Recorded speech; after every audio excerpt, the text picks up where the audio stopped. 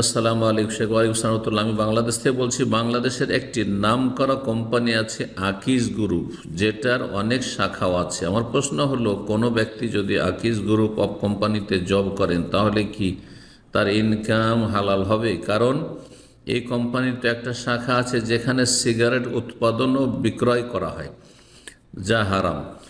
যদিও উক্ত ব্যক্তি ওই শাখায় জব করেন না, তাহলে কি উনি হালালের ওপর আছেন নাকি হারামের সাথে পরোক্ষভাবে জড়িত থাকায় তার ইনকাম হারাম হবে?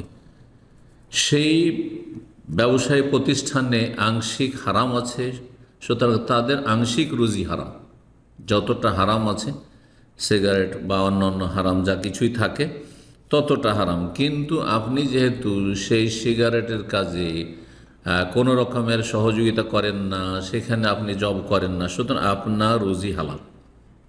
দেখতে হবে আপনাকে যে আপনার যে চাকরিটা, যে কাজটি, সেটি হালাল কিনা। যদি হালাল হয় তাহলে আপনার রুজি হালাল। নবী সাল্লাল্লাহু আলাইহি সাল্লাম ইহুদিদের সাথে লেনদেন করেছেন, কেনা বেচা, ধার কর্জা সব কিছু করেছেন। তো কাফেরদের সাথে আর ওদের রুজি তখনকার যুগেও আল্লাহ কোরআন করে বলেছেন ওয়াকলিহিমিস সুহুত। এই ইহুদিরা সুদখোর জাতি, আরামখোর জাতি ছিল। এরা আরাম খেত, ঘুষ খেত, ঘুষ, সুদ, বেমানি, আত্মসাৎ আর হারাম ব্যবসা বাণিজ্য সব ছিল ইহুদিদের তখন। কিন্তু তাদের সাথে আদান প্রদান করেছেন।